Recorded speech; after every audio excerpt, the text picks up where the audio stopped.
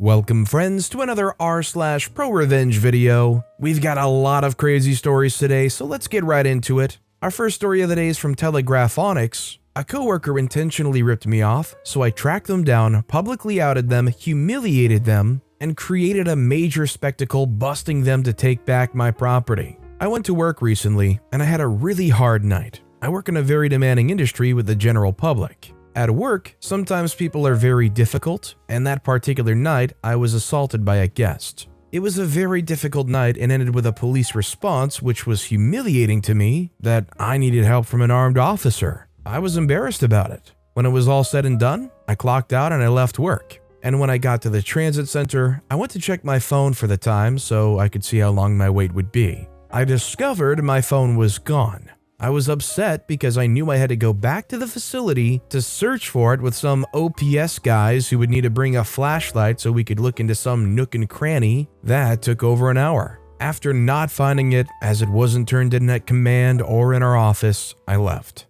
I traveled home and was very disappointed. I'd gotten my butt kicked and then somehow my phone came up missing. I then retraced my steps and realized that the last time I remember having my phone was in the employee area prior to clocking out. So it hit me that my phone had come up missing from an employee-only area, as staff have a separate entrance from guests. I then felt pissed off and determined. It hit me that after I got beat up at work by some wild woolly mammoth, one of my own coworkers ripped me off. I regretted not installing a phone tracking app in my phone. It was a cheap phone, but it was mine, and it was full of my contacts and login access and banking info, etc., etc. Pictures of the baby. I wanted it back. Not having it was going to make my life harder. At that point, it hit me that all the apps on my phone were probably tracking my phone, and so I wondered if there was any way I could track the phone from my laptop at home. After an hour or so of research and reading, and trying various tracking methods, I discovered that my Google account was logged in on both devices, so I could open the Google account on my laptop and go in and see the location of the other device logged into my Google account. To my surprise, the locator showed a pin on an apartment building not too far from me, less than a mile away to be exact. I felt adrenaline, I felt exhilarated. I was determined to get my phone back. I called the police and was told that they couldn't deal with it until business hours the next day. I then waited until the crack of dawn and went over to this nearby building where I tracked my phone to after business hours started to check it out. It was a fourplex apartment building, very small. A lady saw me looking at the mailbox and she came out to talk to me. I told her I was looking for the employee of a certain facility that lived there, and she confirmed that someone who works at our facility did live there. She asked me why I didn't know their name, and I said I was there tracking my phone that they had. She immediately perked up and was in a hurry to take me up there. She gave me the vibe that she didn't care for that tenant and was more than happy to help. I went up and called the police from the welcome mat of the apartment my phone was in to let them know I had arrived as advised. I made the call very loudly so the phone thief would hear and know that they were cornered. I was putting the pressure on. A little leverage. The door to the apartment behind me opened up then, and the thief's neighbor peered out at me curiously. I smiled and said, "Hi, I work at X facility. Someone who works there stole my phone from the employees only lounge. I tracked it here with an app. Our facility is a little prestigious, and my job kind of comes with some swag." So this lady smiled a small smile, and she looked almost smug, and she then nodded at me and said, "All right," and closed the door quietly with a smirk. I had a feeling she didn't like the neighbor either. Then I applied more pressure. I knocked on the door about 20 times loudly. I shouted that I was an employee of X facility and that another employee had stolen my phone, but I'd tracked it there. Neighbors had confirmed that an employee of the facility lived there in that unit and the cops were on the way, so send it out. The door swung open. A strange older woman I'd never seen before came to the door and handed it out to me. She looked scared and angry. I had a feeling she wasn't the thief, but that they lived with her. She had a pissed off mom vibe. I went down and told the woman who helped me and brought me in that I'd gotten my phone back. I thanked her and left. Then, on the way out, I photographed all the names on the mailbox for that unit. It was a fourplex, and one unit was vacant. So I'd managed to inform both the phone thief's neighbors that they were a dishonest neighbor. I could tell too that there was pleasure for them in my revenge. It was a loud, bold revenge. On the way home, I felt pretty satisfied with myself. I was savoring my victory. My housemates were impressed. I had used a tracker to find my phone and taken it back from the thief while bringing them a public shaming. Then I sent a note to my accounts manager and HR describing the situation. Command knew that I was searching for the phone when I left. Ops and security guys had tried to help me find it, so everyone knew it was missing. I told them I had evidence as to where the phone had been tracked to in my device location history. Then I sent the address of my coworker and a screenshot of all the names on the mailbox, one which looked familiar as if I'd seen it on a company badge. At that point, the next few times I worked, I waited until people were gathered around me in the employee locker room to tell my tale, telling each group of workers what happened and what I did about it. Then I told them to look out for that particular name on another worker's badge. Everyone said, yeah, they worked with somebody with that name before. That's who stole my phone after I got beat up that night at work. Yeah, everyone laughed and laughed. I can only imagine that the thief will never steal another phone again so long as they live, for fear that the owner will track them like a dog to take their property back and publicly shame them. I still smile to think about it. It was a revenge to savor. If you lost your phone or you knew that somebody stole your phone and you were able to track the address, would you be willing to physically go there, or would you try desperately to get the police to help? Let me know in the comments down below if you would dare go out searching on your own for that phone's location. Our next story is from Whisperly, Revenge Sushi 1, Mac and Cheese 0.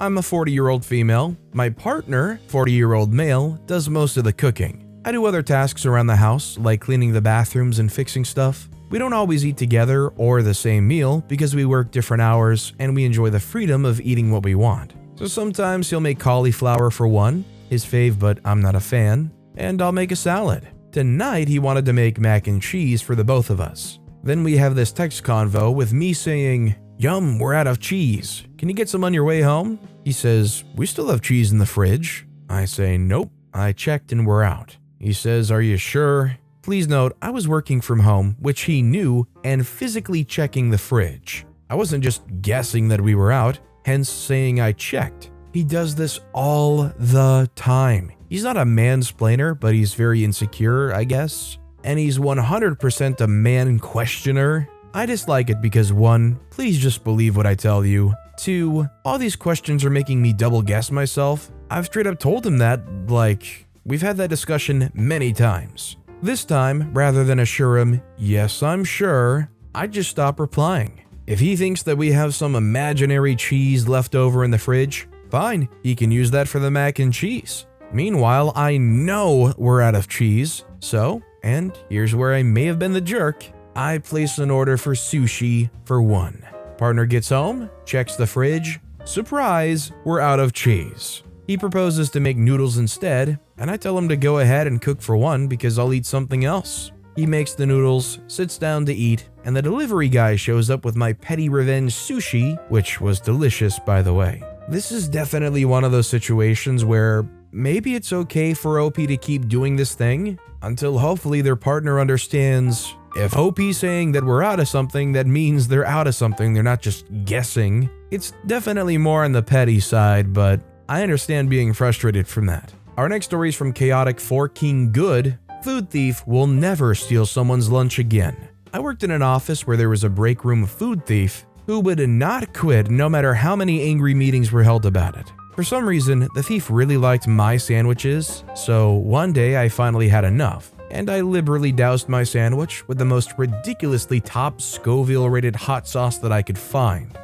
So hot that the reviews from people who loved really spicy things were saying that they couldn't handle it. The thief didn't think anything was wrong because I often put hot sauce on my sandwiches. We found out who the thief was really fast because all of a sudden, an employee who I knew did not like me started yelling, "Oh my God," again and again, and trying to drink a million glasses of water. They never stole a lunch again. I definitely love revenge stories like this, but I'm kind of feeling a little left short. I want to know if people called them out on it.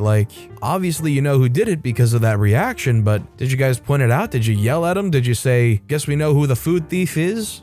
By the way, if you're enjoying these stories, make sure to hit those like and subscribe buttons down below so you never miss any of my daily videos. They're chocked full of awesome stories like our next one from OK Outlandishness 1363. He's not my boss, sir. For a while, I worked for an agency that assists low-income households with energy and gas for a flat rate. I assisted with applications over the phone for people who had trouble navigating the website. This story takes place about 6 months after I was hired. For the sake of the story, Bam is bad butt manager, ED is the entitled jerk, and me, obviously. All of the employees are currently working from home at the time. It's 9:12 a.m. and my phone starts ringing off the hook. I answer and the following ensues. I say, "Good morning, Wax and J Assistant's office. My name's Emily. How can I assist you today?" Entitled jerk says, "Yeah, Emily, hello. Finally, God, I hope they don't pay you to be lazy like that every day." The phones don't typically open until 9:15 a.m., so I'm being nice by answering.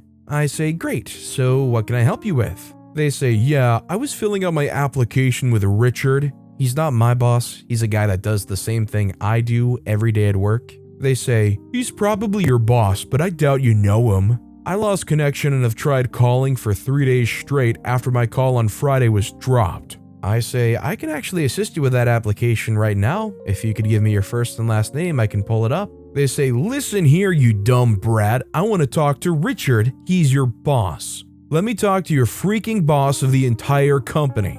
I'm going to have Richard fire your lazy butt." I say, "Oh yes, of course, sir. Let me transfer you to our district manager." The entitled jerk to someone in the background says, "See, I told you Richard was the manager. Obviously, women can't handle things like this." I put him on hold and do a warm transfer to our district manager, who is a single mom who works 60 plus hours a week, helping people to be able to afford electricity and heating services. I give her the rundown, and I could picture her face go from 0 to Yzma in 0.2 seconds. She lets me know after the call that the guy made almost $250,000 a year. They really wanted to take from people who can't afford basic necessities of life to save a couple $100 a month. He was blacklisted, and she called around to other state agencies to let them know to be on the lookout for him. He did file a complaint against Richard. Why though? I think we'll never know. You gotta love all the check boxes a person like this checks off. Total jerk, wants to steal from the poor, wants to save money that is almost meaningless to somebody who makes as much as they do.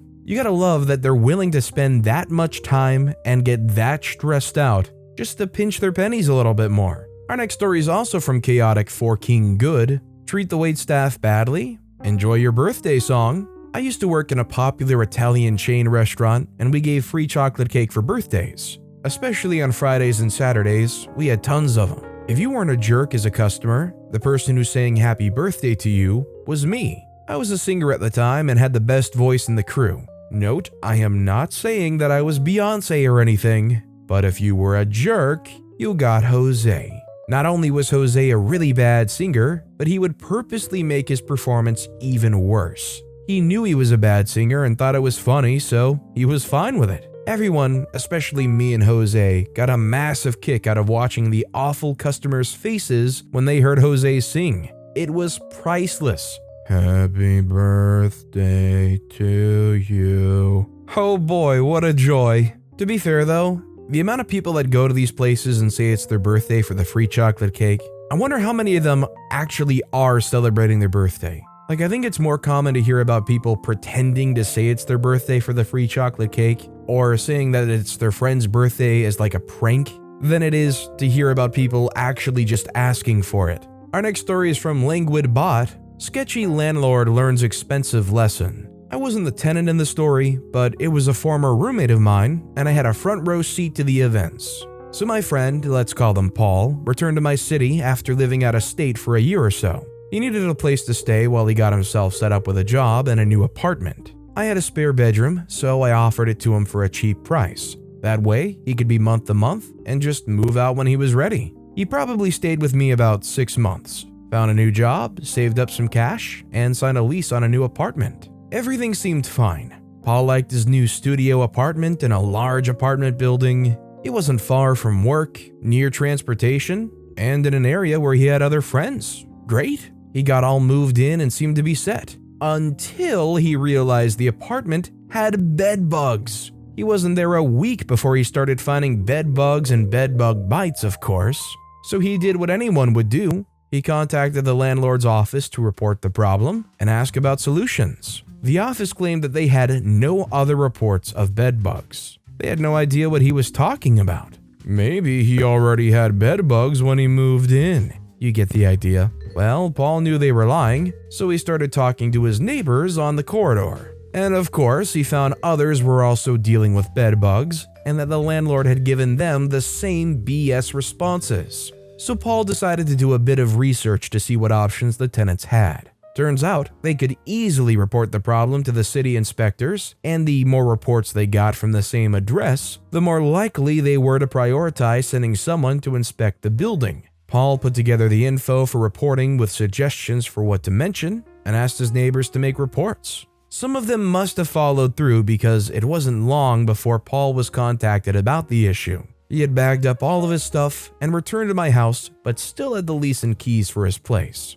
He met the inspector at the building and showed her his apartment. It was clearly infested, and there were signs in the hallway. The inspector turned out to be a young woman who was very dedicated to her job. She told the landlord it was their responsibility to cure the infestation. The landlord wanted to bring in his usual exterminator to treat the apartment and hallway. They tried that, but it didn't fix the issue. The inspector eventually insisted that they tear out the carpet and sections of flooring where the infestation seemed to be centered. By now, the inspector had seen that multiple units were affected, so the costs were mounting. She also discovered that the building hadn't had a proper inspection in years. The landlord was dodging her and didn't want to set up a time for her to do a full inspection, of course. Well, after he negotiated to get out of his lease, Paul gave the inspector the punch code to the front door and pointed out several things that he thought the landlord was hiding, including bed bugs on other floors, malfunctioning elevator,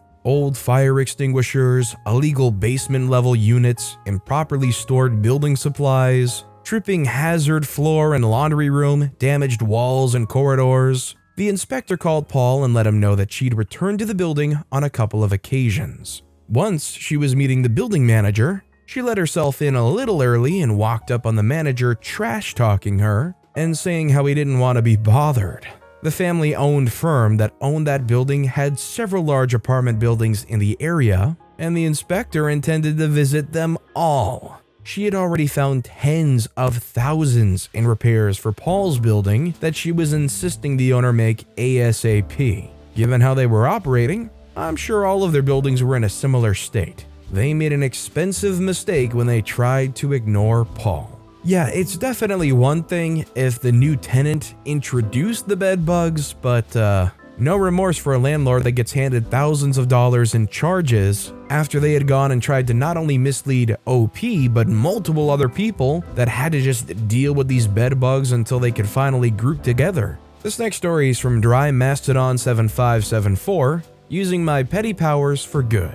My college roommate became incredibly homesick and left school about halfway through. We still kept in touch. Some years after graduation, she asked me to be a bridesmaid and I was thrilled. I didn't know anyone else in the party and they didn't know me. The week of the wedding, the best man's girlfriend insinuated herself into the wedding party. She's one of those people who act so badly that no one knows what to say and people will do anything to avoid her.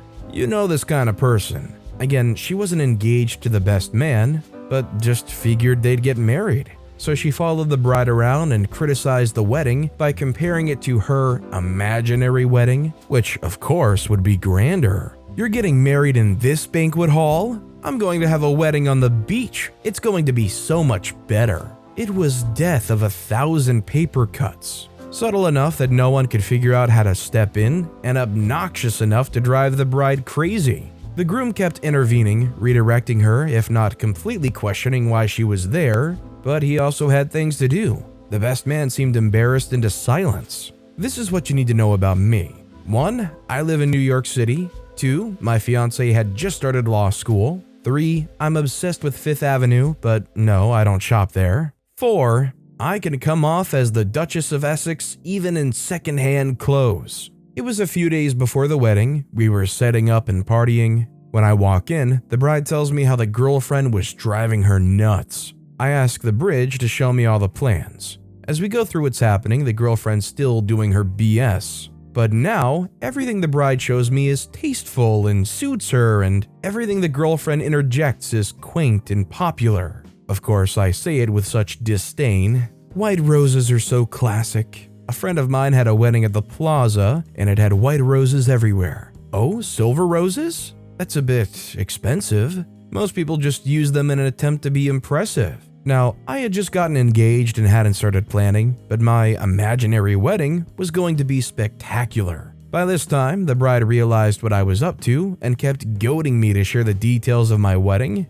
but I kept shying away. Eventually, the girlfriend begged me to share, so I did. My Tanzanite engagement ring came from Tiffany's. I was having a very small destination wedding at a vineyard in Tuscany where my fiancé proposed to me. I haven't decided on a designer for my dress, but I promised the bride that she would come to the fitting at Bergdorf Goodman's when that happened. The girlfriend was completely demoralized. Suddenly, her beach wedding didn't seem so fancy, and slowly she faded into the background. 2 days later, the wedding was gorgeous. The bride and groom happy. A month after that, the best man broke up with the girlfriend. I had a modest, affordable wedding, but for a brief moment, I was a rich heiress getting married in Tuscany. It was fun. Sometimes you gotta humble some people, and if that means you gotta put on a mask and just make sure that they know there's always a bigger fish out there, then so be it. Especially when it makes somebody that's just overly annoying and suggestive just kinda pipe down back to where they should be.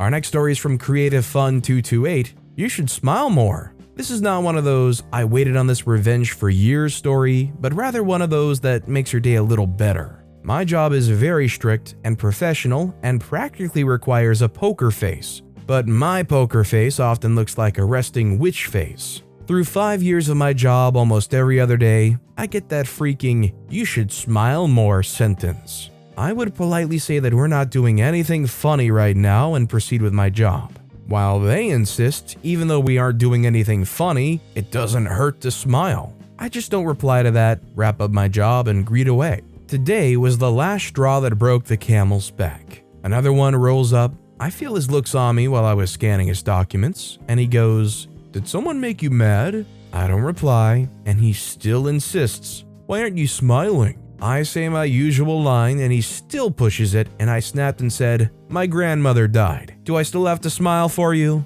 I could see how he started to blush, and then he started to stutter like, "Oh, I didn't know. I'm so sorry. My regrets, yada yada." I just shrugged him off by telling him, "Next time, you'll probably think before you tell someone to smile for you." Of course, my granny didn't die. I didn't even meet my grandmothers. But I hope he learned a lesson that not every female in the world is willing to smile to him just because he said so. Next one who says that to me will get, "No, I don't think I will smile. Smiling gives wrinkles." As somebody that just has a naturally sad looking face, I really resonate with this because there's times where back in high school during gym class, I might be sitting off to the side just chilling, and just because of the way I look, I'll have people asking me, "Hey, are you okay? Are you sad? Or is everything alright?"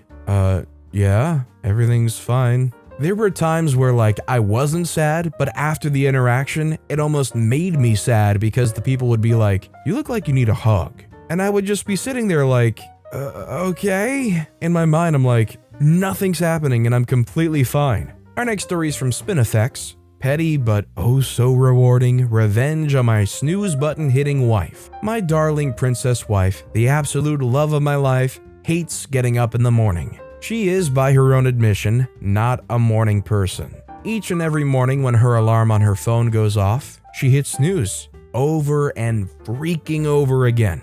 I've asked her several times to just get out of bed on the first alarm and be done with it. I've asked her to change the time that the alarm goes off if she wants to sleep late. She apologizes and promises to change her behavior. She complies for a while, but soon reverts to the snooze button monster. So now when I get up in the night to have a pee, I'm old, it happens, and it'll happen to you too, I move her phone away from her bedside table. Sometimes I put it in the ensuite, sometimes I put it in the cupboard, sometimes I put it under the bed, sometimes I put it in another room. Now when her alarm goes off, she has to get out of that bed to find that screeching, incessant dream breaker. She knows that it was me. She knows that this is petty revenge for disturbing my sleep unnecessarily. And so I lie in bed all nice and smug. It's a very good thing that she still loves me. To be fair, I definitely feel bad for OP. I am awful with alarms. I will set multiple alarms so I can wake up and have that moment where it's like, oh, I still have an hour left. And I think that's just only helped me get more used to going back to sleep after the alarm goes off.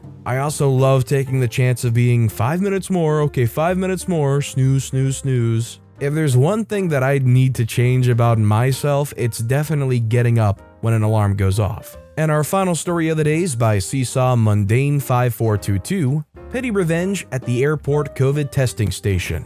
Girlfriend and I just got back from a lovely trip to Italy. This isn't my revenge, but it was a pleasure to witness. Flying back to the US and probably some other countries still requires a negative COVID test. Girlfriend's good about thinking through details, and she pointed out that we can get our COVID test the day before the flight and avoid stress the morning of. I scout out the airport in Rome about 3 in the afternoon, and the on-site testing is pretty empty. So I grab her from the hotel and we go over. Unfortunately, when we get there, it's no longer quite so empty. There's a large group of very loud men, like 10 to 15 of them, all in line ahead of us. The check-in staff is doing fine, but you can just feel the waves of tension rolling through the air. My girlfriend and I are fine. I mean, it's Italy and we've appreciated the laid-back but very competent vibe of the country. We aren't flying out until the next day, so we aren't in any rush. But we can just tell that these guys are raising the blood pressure of the staff.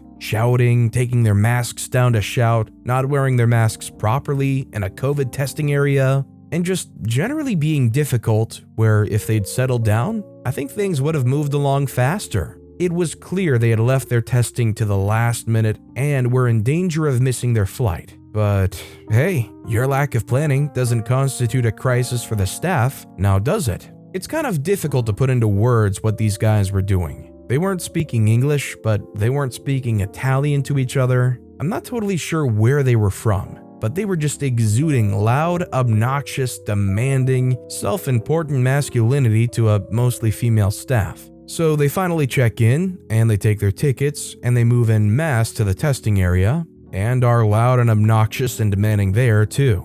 Here's where the petty revenge came in. The doctor running the facility was doing intake. Maybe they were all doctors, I don't know, but she was, which I found out at the end because she signed the form which required a doctor's signature. Anyway, she made sure this gang of 15 guys got trickled in through testing, 2 at a time. My girlfriend and I made sure to be polite, and I speak a tiny bit of Italian, so I made sure to greet the staff and ask sympathetically how it was going. And lo and behold, we get seen right away, and got our test results right away, as this group of loud, obnoxious guys had to wait. There was nothing outright rude about the way the staff handled it, but I could tell the vibe was very much, "You're making our lives harder with your attitude. Fine. We will not be rushing to help you make your flight." I almost lost it when my ticket, 385, was called, and one of the guys came up and tried to claim my results with ticket 382.